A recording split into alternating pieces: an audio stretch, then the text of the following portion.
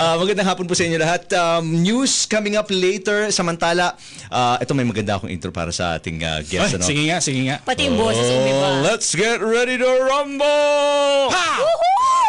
Dahil ang pag-uusapan po natin ngayon ay World Wrestling Asia. At dito po sa show today is Pow Salud, social media marketing ng Red Box International. Pow, magandang hapon and welcome to the show. Pangalan pa lang no? Sapak na Pow!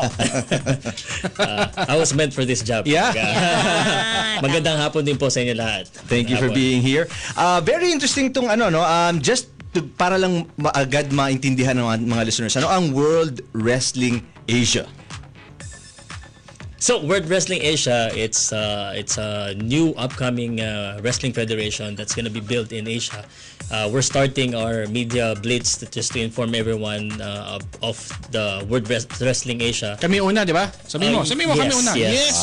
Dito. Unang scoop ang Gearbox. Nice. Kapaw agad. Kapaw! Yun, tama. Magaling kayo. Pasabog. Ganyan tayo katindi. Sige, tuloy mo pa. So basically, World Wrestling Asia, it's gonna be built. It's gonna be first of all, it's from Samoan Dynasty wrestlers. I'm not sure if you're familiar with Rikishi and the Black Pearl. Mga dating WWE wrestlers to mga to, di ba? Yes, and in fact, Rikishi is a Hall of Famer. Yun, no?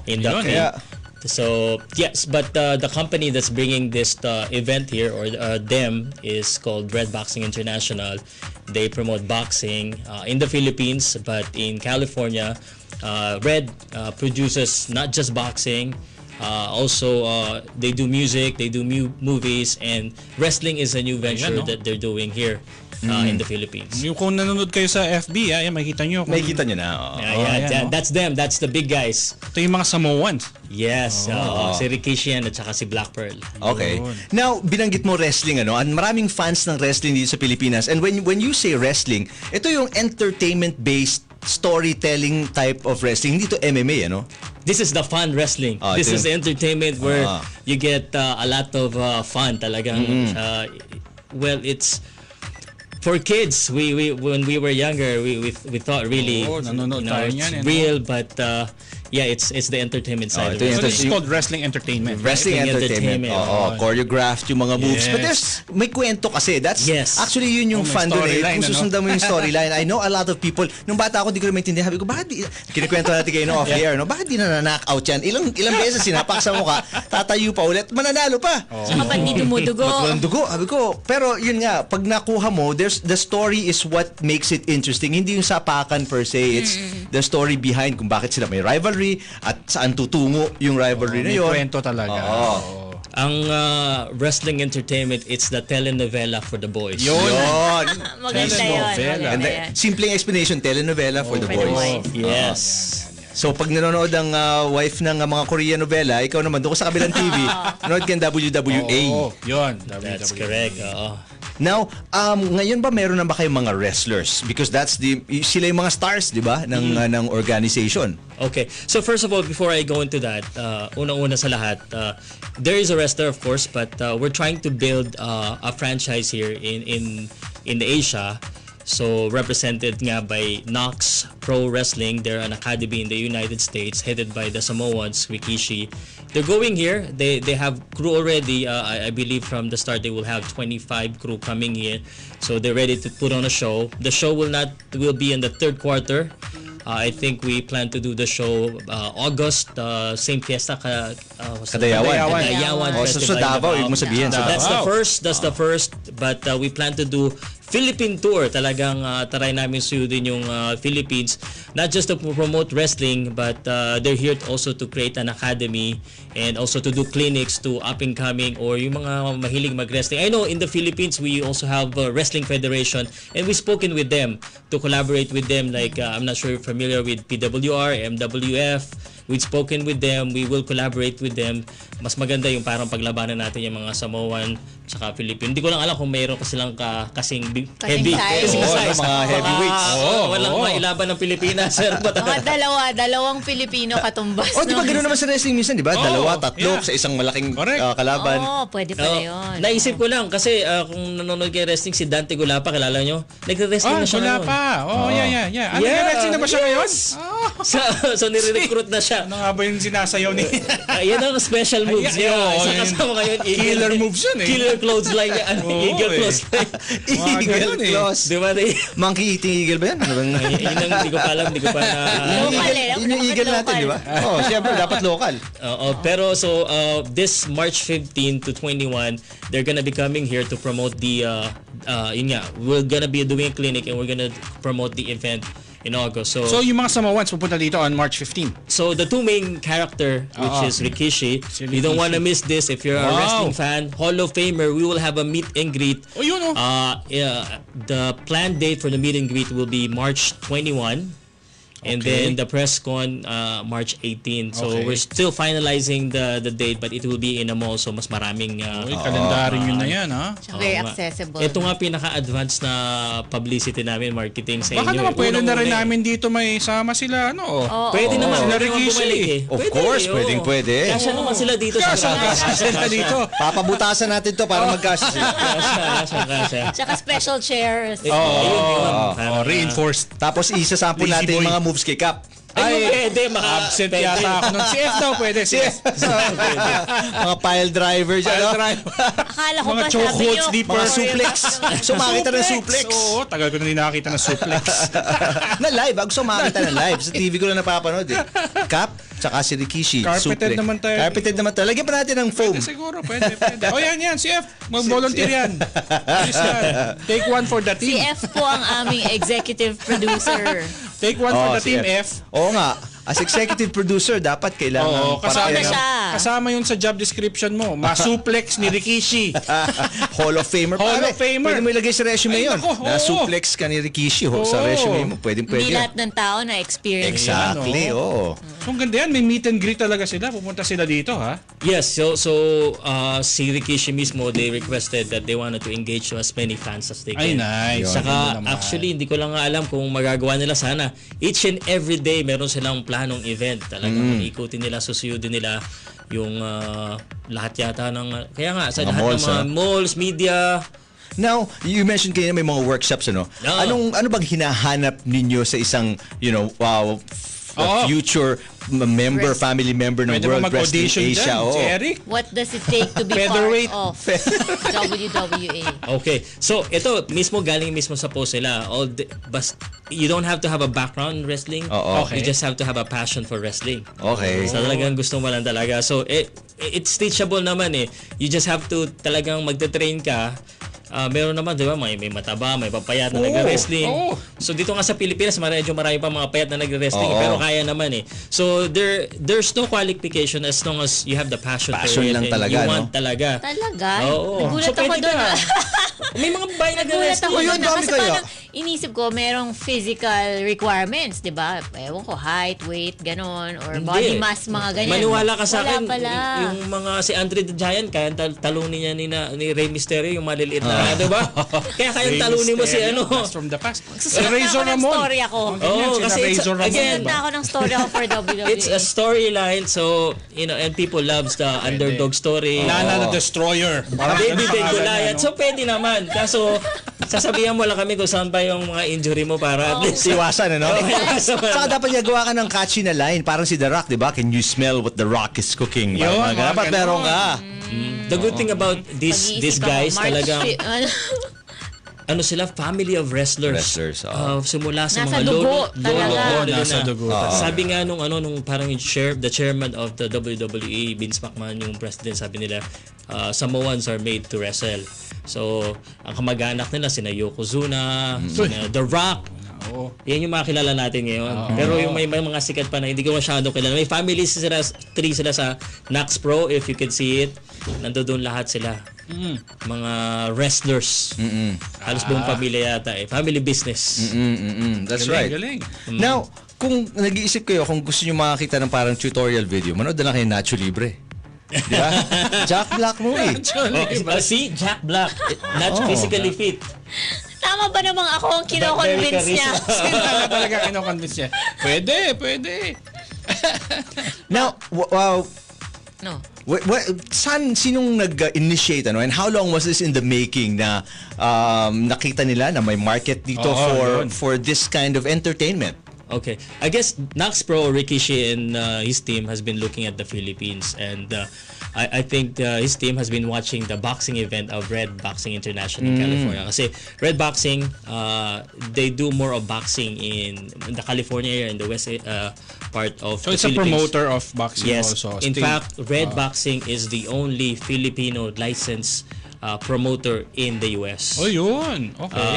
Unfortunately, puro Mexican pa yung lumalaban. So they plan to bring in Filipino as well. It's starting small, and then Rikishi is a friend of the promoter. So the person in charge here in the Philippines is the father of Ray Rodis, and the son is also Ray Rodis Jr. Kakoy is the nickname. Is a friend of Rikishi. So they go there and they talked about, hey, you're from the Philippines. We've always looked at the Philippines.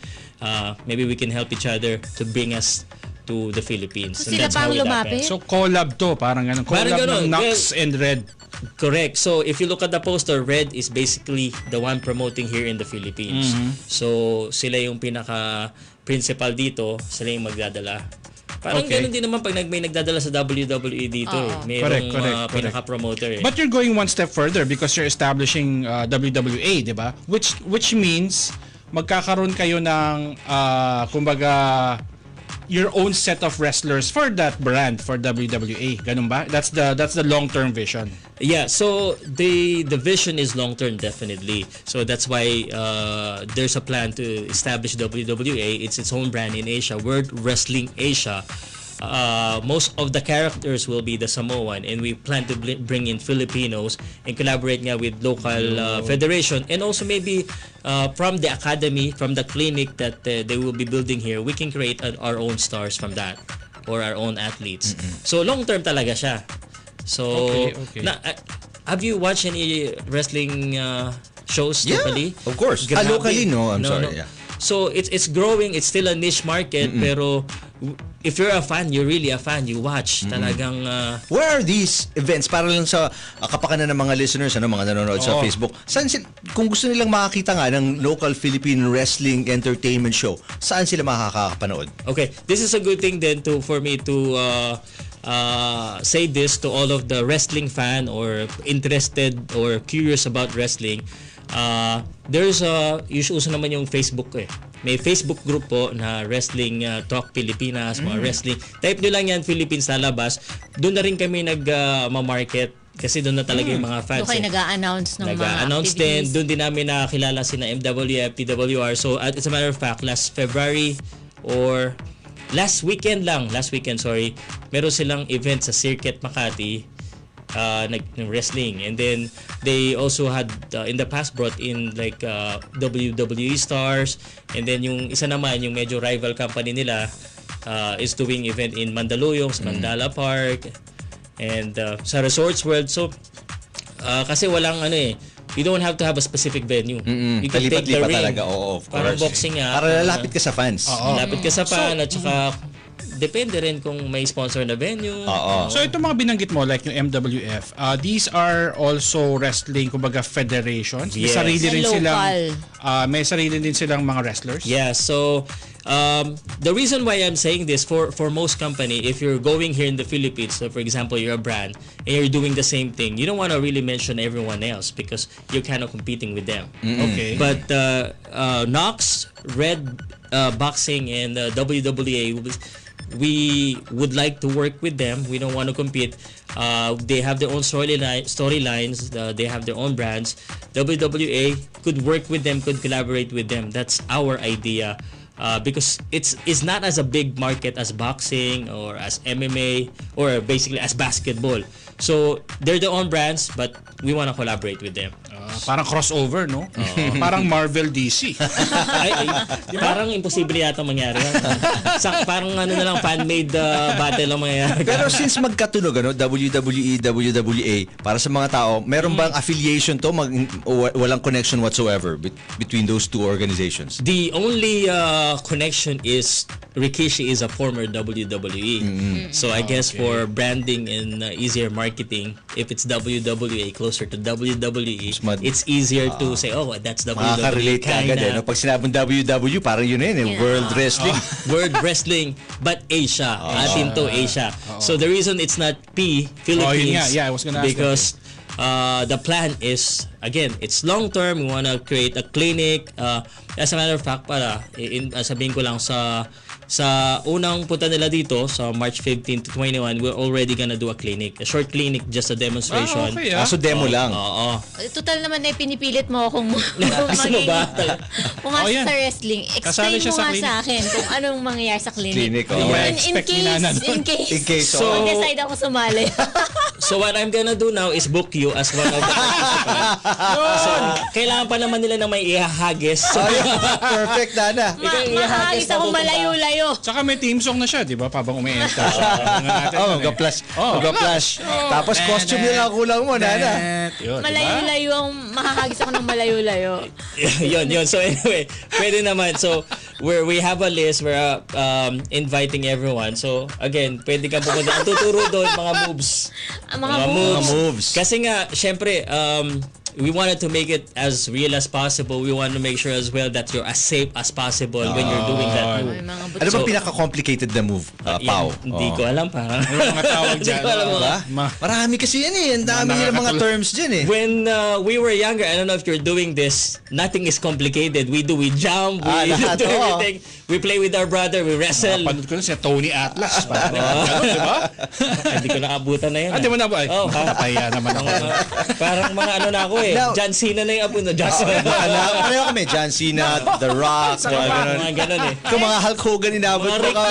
Ric Flair. Yan. Now, nabanggit mo kanina, Pow, nakausap natin si Pow Salud from Red Boxing International. Sila yung magpapasok nga dito ng World Wrestling Asia. Anong mga bansa sa Asia, or is it gonna be Southeast Asia lang? Saan sila? Anong tina-target mo? Tina-target. Okay, that's talking really in advance, but I guess because in boxing we have our roots already in India and in Indonesia because of our connections there, the Red Boxing connection there. So I guess that's the two countries that I can mention. So India, sigurado may India. Indonesia because we walang Thailand. Di ba maraming Muay Thai doon? Pwede siguro, pero kasi alam mo naman mga Thai gusto nila yung totoong duguan eh. Yun lang. Ang Muay Thai doon linggo-linggo eh. Yun lang. Araw-araw pa yata eh. But yeah, and definitely Japan, kasi Japan. Malaking market ang Japan. It's a big market for wrestlers. Entertainment wrestling. Lahat yata ng combat sport big market doon eh. Whether MMA, whether boxing, kickboxing, mahilig talaga sila doon. Sumo, yan. Si Nana, pwede sa sumo. Marami-raming pizza kaya kakainin ni Nana bago tayo makarating sa sumo yan. Problema, wala ding makalaban. Kahit tumaba siya. So maganda pala na nale-leverage nyo rin yung network ng Red because of its boxing involvement. No? So these are the venues also that you will leverage, or the locations that you will leverage for the wrestling arm naman, kumbaga.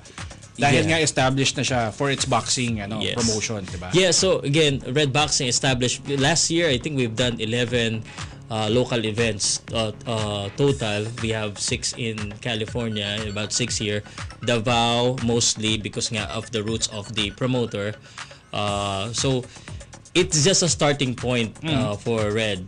Wrestling, it's a new venture, but MMA is a big market. They're looking into it because again, they like to do a lot of entertainment, stuff from music to movies. They Lahat produce ng it there. All around pala. Pwede ka pa mag-movie, Nana. Ayun, pwede. Pero wrestling muna talaga. Wrestling muna, Parang ang yun yung wrestling entry point niya sa entertainment. Parang wrestling din naman, parang din parang sa movie. si Dwayne Johnson, di ba? Parang movie rin. Artista rin talaga yung mga yan. John Cena. Merong danak, merong dana.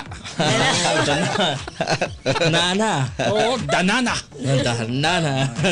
Hindi ako makatulog mamayang gabi, mag-conceptualize ng aking isipin mo na. Mag-conceptualize ka na talaga kasi kailangan natin ng groups. Hanap ka ng kaaway, tapos bibuild natin yung rivalry. Ka-weight division mo doon sa yan. Maghanap si Pao para sa'yo. Pero may babae ba? I-open nyo ba yung clinic sa interesado talaga. It's welcome to everyone, kids, young at heart. So everyone is okay. Of course, the clinic will show how it's done, but we'll have to look as well. Baka mamaya pagdating tumabalian agad. So titingnan na rin natin. Pero yes, it's open to everyone that wants to learn. So kumbaga may open open to the public, may kita nila yung yes, that's clinic. That's why we want to do it in the mall. Activity area sa mall. So everyone is welcome to see it. Nice. But again, the clinic is more of a demonstration. So for you to see how it's done, not necessarily for you to go into that business, but when you after a while, when they establish the academy, when you go there, that's when you really wanted to be serious. Magka-train ka na. Serious. So that's why in the clinic, everyone's welcome. You want to try to be under your Rikishi, that's fine. Subukan natin magta-top out ka, no? Make sure we sign you, have your waiver. Papa-picture lang ako na gano'n. Nalapit pa lang yung tatap out na ako. Ayoko na yun. So March ito, no? Pao. This is March, mid-March. Wala pang venue for now, ano? March 18 and sure na yun, 18. March 21. 18 is for the media. Yung 21 yun yung meet and greet na sure na. Okay. So we're talking to Mall of Asia and Robinson. So hindi pa sure which one. Whichever. Kasi tinitingnan yung kasi we have to also build in a ring. For the clinic. So para talagang realistic na Saka yung safety di ba? So this is gonna be very exciting. Is it gonna be on TV?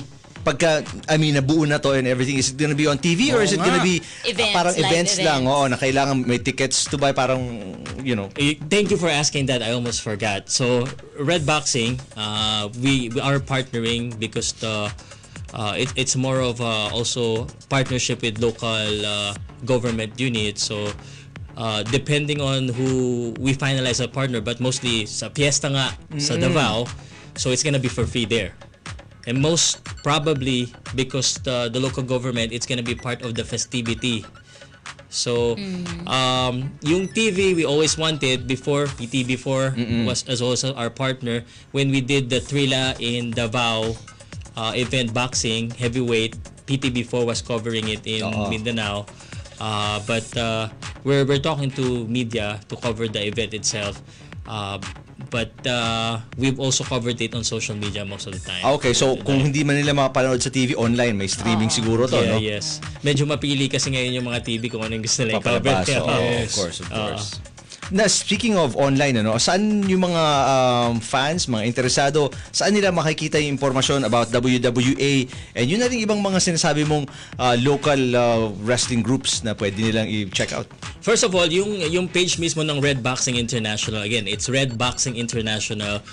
We will be updating yung mga details na yan. So that's on Facebook? That's on Facebook. And of course, we have also our media partner, social media partner, POWCAST SPORTS, who also cover a lot of different sport. We will also post the events there and then sa mga groups, sa mga sa mga wrestling groups.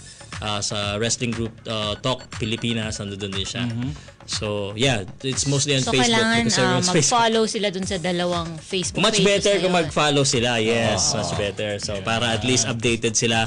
Kasi ngayon, nasabi ko na, March 18, March 21. Malapit na yun, you wanna know the exact location as well. That's a Wednesday, no? March 18. So, March 19, pwede nating guest dito yung dalawa, no? Pwede nga pagkarating nila dito, gusto mo eh. They're coming here, arriving Sunday. Nila si Nana. They're arriving here Sunday, and I think again they're going to different radios and different places here. How are they in personal? Are they yung mga Samoans, nakakatakot ba sila or they're very nice naman sila? Well, to be honest, I've only spoken with them on the phone and on but I haven't met them personally. But they don't look like they're scary. Maybe when they're on the ring. Okay. Pero when you talk to them on the phone, okay naman. And they always parang say si Rock siguro, parang The Rock, di ba? Mabait siya naman. Kamag-anak nila yun eh. Yan. Kamag-anak nila. Okay naman. Sabi nga niya, we will work each and every day. So, ang masasabi ko, hardworking. Yun. We will help you every day to promote our agenda there. Ayun. Basta yung Webes na yun, pare, yung malapit doon. Itaga mo na dito yun. Sige, 4:30 kakausapin natin sa ating publicist na tumulong din sa setup dito. Yan.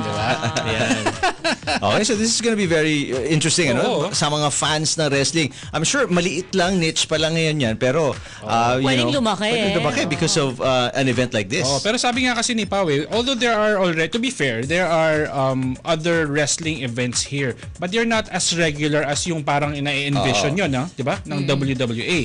It's going to be something that fans can actually look forward to maybe on a semi-regular basis. Parang ganun ba yung kasama ba yan sa plano nyo? Kasi you mentioned that there are franchises like WWE na yun nga, pumunta dito. Pero of course, malayo yung base nila So they can't go here as often as we'd like or yung mga fans, di ba? So the vision is to help the wrestling community as a whole. Kumbaga, mas maraming event, mas maraming opportunity para sa fans saka sa mga athlete. Yun. In fairness with the local wrestling federation here, they're kind of doing a regular basis na hindi lang siya talaga overly publicized. Okay. So unfortunately, those people who like wrestling knows it, but if you're not really hindi masyado siya, hindi ka sumusubaybay. Hindi talaga, wala sa TV, hindi mo siya makikita. Nag-wrestling na ba si Gulapa doon? Oh yeah, you should watch an episode Solar Sport. It's so funny. I mentioned it's so funny. It's on Facebook. There's a video there, and then he showed the eagle finishing move. When you do the eagle move, the opponent gets stunned. What's happening? What's happening? Parang na-hypnotize Yes, exactly. See, you can do that. Balik na naman sa yung finishing move mo na. It's not about the size. It's about may finishing move Pagpa-hypnotize and then kino-close line niya, and it's so funny. And there's a girl on that video too who's actually the referee of the match.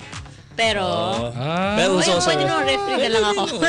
Again, each and everyone that's on top of that ring, including the referee, including the managers, they are all part of the story. Yeah, it's not just the wrestler. So if you wanna go there as a clinic and you say, no, I don't really want to be a wrestler, but I want to be the referee, I want to be the announcer, I want to be the manager.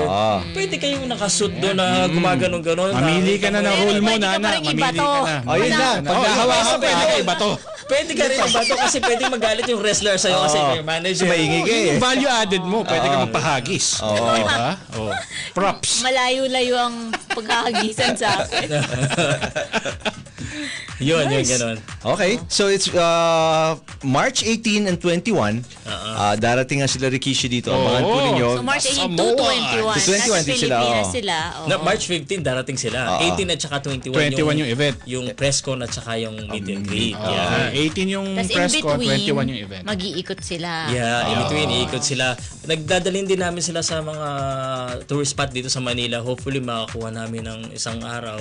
Good luck sa traffic. Kutsa na namin sa Tabat ni Jose Rizal. Tagal-tagal naman sila dito, di ba? Sabi mo, linggo sila dadating, di ba? Parang 15, parang Sunday to 15, oo. Kaso puno na eh. The last Sunday lang yung yung open, yung free day.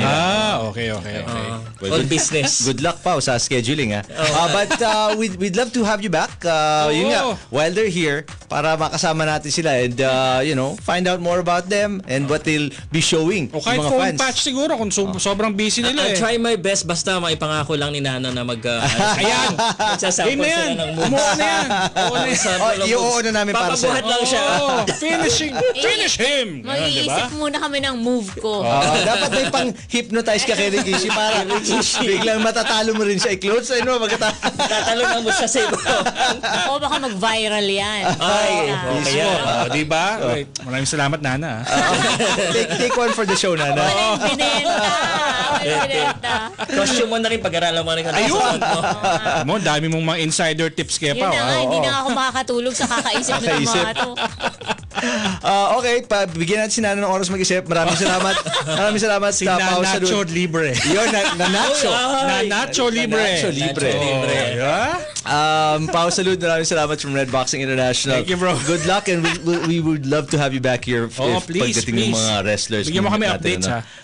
Well, in the meantime, we'll take a short break. More Gearbox pagbalik natin sa Radyo Pilipinas. You know you're always on the go.